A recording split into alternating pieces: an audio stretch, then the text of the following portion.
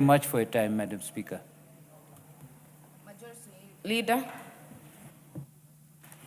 Thank you, Honorable Speaker. Honorable Speaker, I rise to support this report, the adoption of this report by the Petitions Committee on pollution of River Athi. Honorable Speaker, River Athi, before it gets to the Indian Ocean, goes through a number of counties where many people have suffered over the years because of pollution. And I must take this opportunity, Honorable Speaker, to note the good work that is being done under the Ministry of Urban Planning, or the State Department for Urban Planning, on the cleanup and rehabilitation of the Nairobi River corridor. Because part of that work covers the water that is polluted into the Athi. Honorable Speaker, if you look at the beautiful work that has been done, especially in the eastern part of Nairobi in Eastlands, that is how to start protecting our rivers, Honorable Speaker. And in many jurisdictions around the world, in most of our capital cities around the world, riverfront properties or properties fronting the river are the most prime locations. But the case has been in Kenya that all the properties fronting the river, from Kileshwa, Kirichwa, to the stream that flows through Kileleshwa, and how they all combine now to form Nairobi River, onto the Athi, because of pollution, all those properties are the least valued properties. But the work that the President has put in the cleanup of Nairobi River, and protecting all our rivers from pollution, Honorable Speaker, speaks volumes to how you can increase the value of even properties by simply taking care of the environment around the rivers and the riparian protection of the riparian reserves, Honorable Speaker.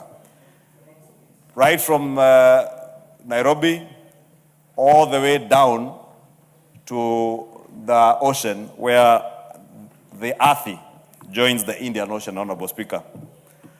Those people who live downstream in parts of Ukambani, many of them have suffered over the years from diseases that were avoidable had we stemmed the pollution upstream.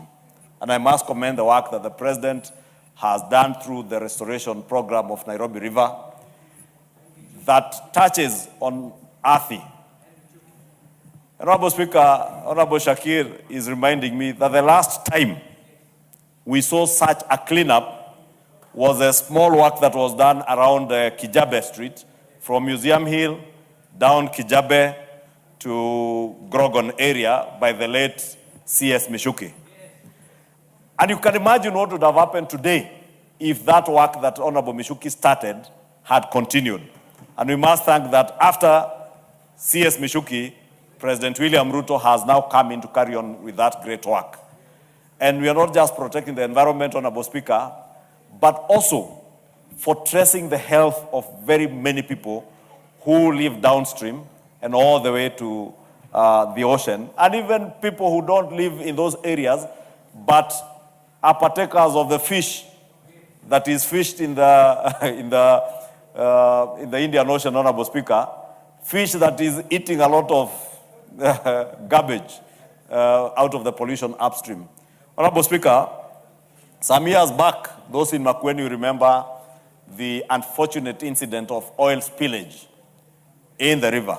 And again, this speaks to the need to have a Kenya pipeline company that is efficient and that adheres to the highest standards of conveyancing of fuel. And that, Honorable Speaker, is only possible if you have a company like Kenya Pipeline that is well-resourced.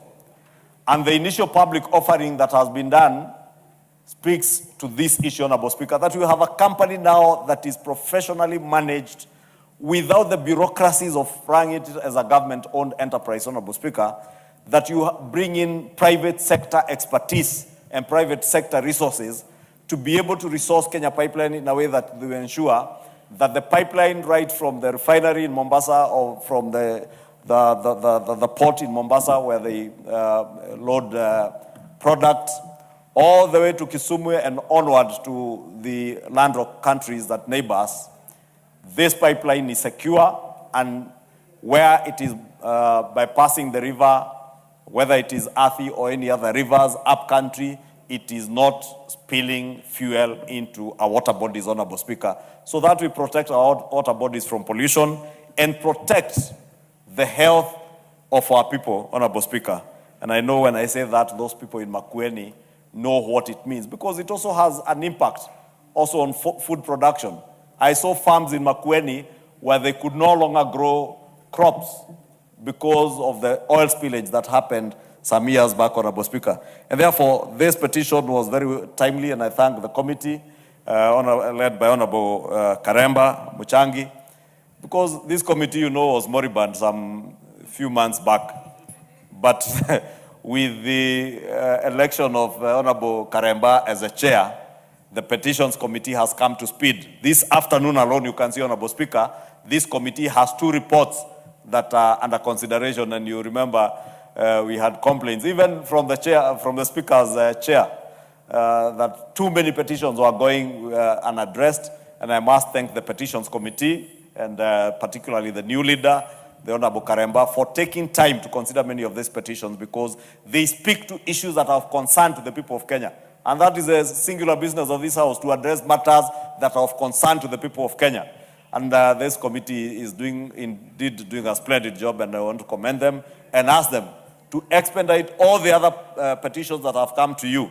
I know, without anticipating debate, there is the one on regulation of TikTok, and when I went through that report and the resolutions that are already on the order paper, they're also speaking to issues that are of concern to many parents in this country, to the church, to us as parents, Honorable Speaker, that if we do not regulate the content that goes into social media and that is fed to our children, we are doing a great disservice to innocent children, Honorable Speaker, because I've seen in many countries, in Australia, in France, in many countries in the West, they have begun regulating content that is being fed to our children.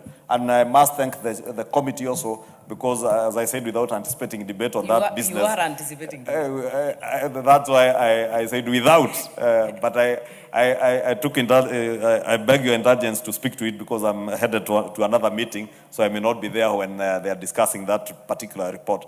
But I support this committee's report, and I urge the ministry to take note of all the recommendations in the report on what they need to do to clean up the Athi and other rivers, as I commend the government and this administration for the great work that they have done in the restoration of Nairobi River. That is a way to modernize a country. That is a way to move this country to Singapore or to a first world nation where properties along the riverbanks are the most pricey properties, Honorable Speaker, and we can fish, we can have recreation facilities along our riverbanks. Thank you, and I support. Thank you, and I indeed agree with you, Majority Leader, in commending the Public Petitions Committee. For the first time, it is no longer a subject of negative publicity, as has been before, so keep it up. The next one will be Honorable Korere Sarah, member for Laikipia North. Thank you, Speaker. Madam Speaker, I also want to support the adoption of this report. And Madam Speaker, I think it's not just about the pollution in Tana River or at the river, but rather, Madam Speaker, it is about our natural resources.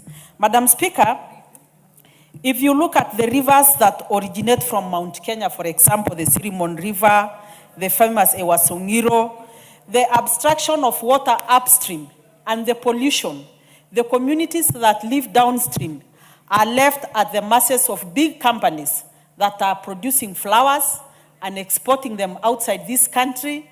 And the only thing that that river brings to the communities downstream is diseases and a lot of pollution. And far from that, Madam Speaker, if you look at the conflict, resource-based conflict, especially among the pastoral community living in the lowlands, is at another level. Madam Speaker, you know water is life. And if some communities cannot access water, simply because rivers that were known not to be seasonal rivers, but permanent rivers, are now permanently dry. If you look at Wasongiro, if you look at the Sirimon River, if you look at the Nyaregeno River, by January, none of them is flowing. Not because there is no water coming from up Mount Kenya, but because of the illegal obstruction of rivers by big companies. And Madam Speaker, we cannot have the common mwananchi living at the masses of the big companies. Madam Speaker, there are these regulatory bodies like the Water Resource Authority, there is NEMA. I think they are not just there to draw salaries from public taxes and do nothing. They should indeed regulate the use of these resources so that, Madam Speaker, nobody has to suffer because you don't have water, and more so because you don't have clean water. And Madam Speaker, some of these chemicals they use in these farms and discharge it, directly to the river has got far-reaching effects on the health of the people. It causes abortion, it causes skin diseases, diarrhea, name it, Madam Speaker. So I think this petition is very